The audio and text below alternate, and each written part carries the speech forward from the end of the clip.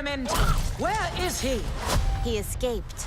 Oh, that looked nice. Funny that, when it's only CG, it looks good. Oh my god. The aliens so far, I've seen the back of one's head, but that is exactly what I want to see out of a remake of a Disney movie. Yeah. Am I on board with this trailer already? Wowee. It's only taken a good decade and a half to get here, but I actually think we've hit our first genuinely fantastic looking Disney live action remake. Who'd have thought? It's the Lilo and Stitch story of all ones that breaches beyond this new territory of high quality adaptations. It takes literally your parody of the Disney protagonist story to tell this remake story in a good, fashionable light. I finally got to see this trailer a solid day late because in typical fashion, the moment I disappear out of my house for 7 hours, a trailer drops. And in only 24 hours, the original Disney Channel trailer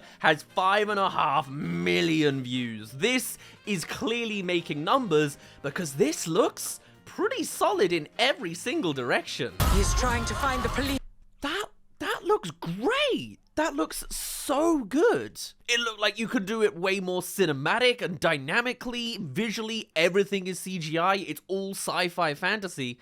Now that it's actually action and not just romance and musicals, this really works. It really does just take the parody version of a Disney hero to do a good remake version. I have no notes so far for 14 seconds in. I'm stunned, I'm gonna be honest.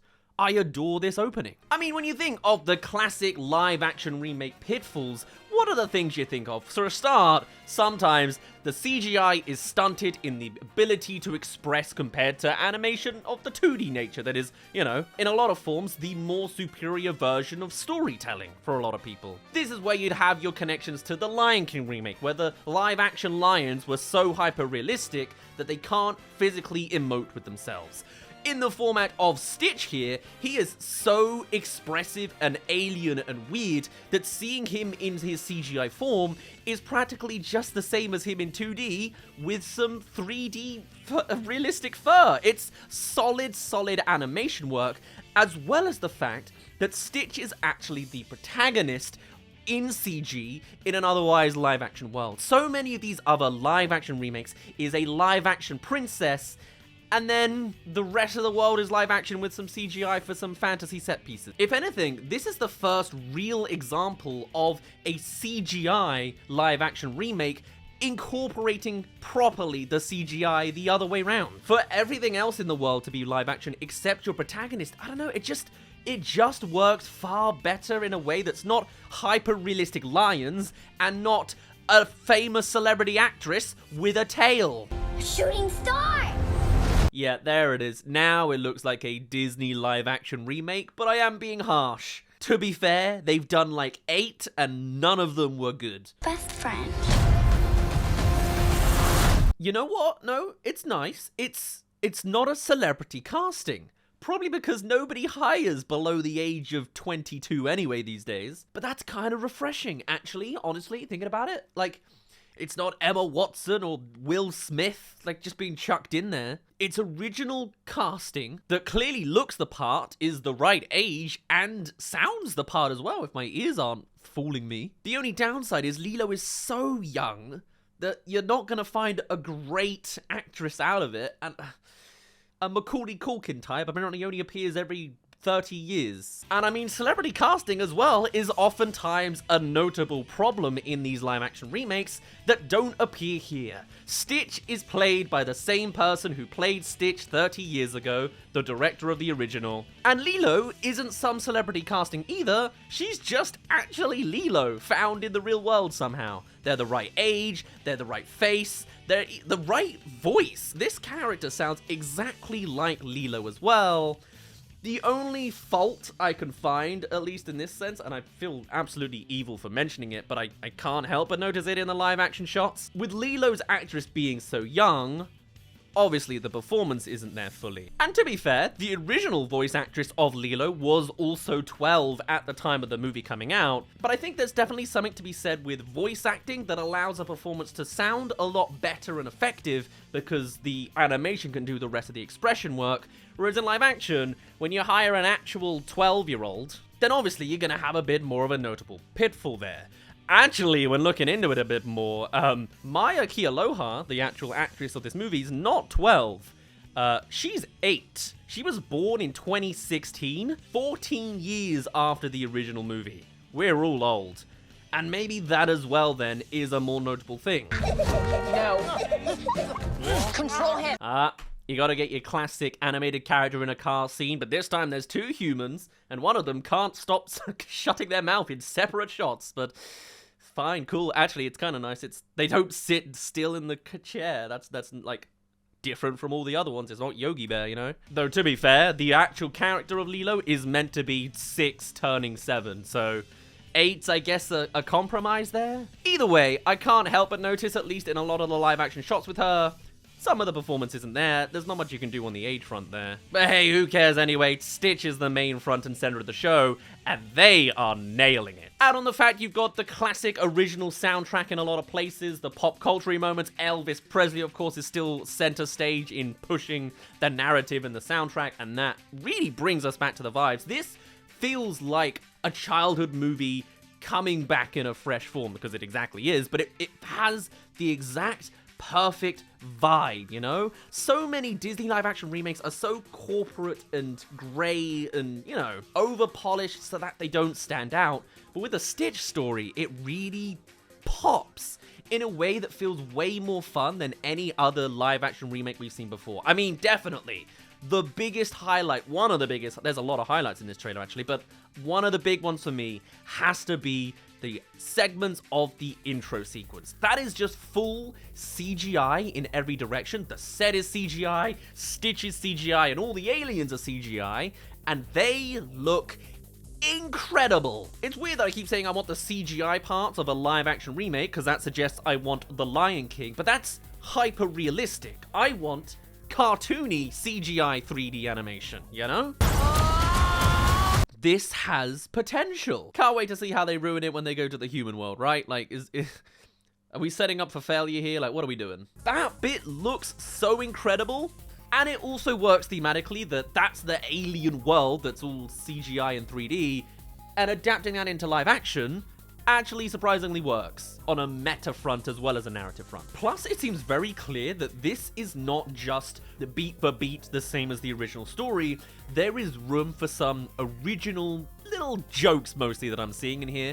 There are some highs and there are some lows. But when it's not doing the classic cliche Sonic movie trailer moments in there, the other form is just playing around more with the concept of a chaotic dog, you know? And I think those are super solid. Stitch as a character in general just seems like a fun one to play around with that audiences will like no matter what they're doing, whether they've seen it originally 22, 23 years ago or not. And what I'm really shocked by is how this is basically the only trailer we've got, and it covers so much in 2.5 minutes. The exploration of the genuine emotive moments of Lilo and Stitch is honestly, like, I gotta give props for the marketing department here. That is exactly the kind of stuff I want to see. It's bad. Sometimes family isn't perfect. Hey, I love that. This is like the first official Lilo and Stitch trailer, and we're actually delving into some of the emotional scenes as well in the marketing. This is the stuff I want to see more of. Technically, it's a spoiler, but we already know what Stitch's story is like 30 years ago.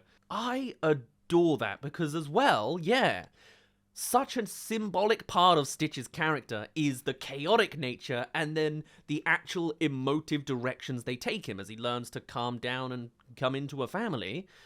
This is so refreshing to see, and he can still emote. This is actually golden, pretty much, so far. Wow, Disney. What a turnaround from like 3 months ago and Mufasa. There's a reason Lilo and Stitch is one of my favorite Disney movies. Apparently, even when it's adapted into a remake, it's absolute gold. Because obviously, the audience come in to see Stitch as an alien doing kooky, chaotic stuff. But as a family story, as it really gets into the plotline, it is that emotive element that you really want to enjoy this art for, you know? It's all about a broken family and going a little against the grain, a little bit weird, a little bit rude, a little bit pushing the boundaries, and it's a really, really quaint, family-friendly story that I'm shocked we saw a semblance of in the trailer as well. But it is great. And in a lot of ways, it does kind of feel like this movie just writes itself. Stitch do some chaotic things with a character that has so much endless potential, put them in certain circumstances so they can tell a gag and cause chaos, and then eventually roll it out with the classic emotive beats that have already been built up, as long as you get the sound design working to get those orchestral string instruments in there, and do a good job of the other alien-esque characters that are involved. We see a little bit of Agent Bubbles. Yeah, they seem alright. Classic. I look forward to seeing all of their beats. Okay. And then we do see Pleakley and Jumba to a certain extent. This, I think, is the biggest room for problems. Okay. That's weird. I know that, like, Pleakley is meant to be gross and slimy. Like, he is meant to be, like, the sort of Sid the Sloth-esque character.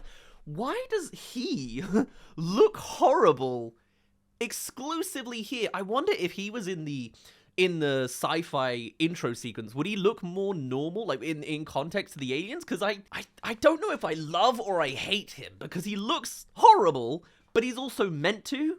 God, his eye is gigantic. I hope we get to see more of Pleakley and he doesn't look that disgusting, like in a distractingly poorly done CGI way. I think I can get on board. I'm going to give it the benefit of the doubt, but I think there's room for a there. We'll see. Hey there you can make it into the halfway mark of this video. Come along and subscribe if you haven't already. We're going to cover all animated movie trailers as they come out, and apparently Lilo and Stitch live action as well. Why not? Anyway, cheers for making it this far in. Back to the rest of the video. Pleakley, easily the fan favorite character, right? Is that a contest to say? It's the same way that Sid the Sloth is the same fan favorite character in Ice Age, and I don't think they're ruining them here, but there's like room to.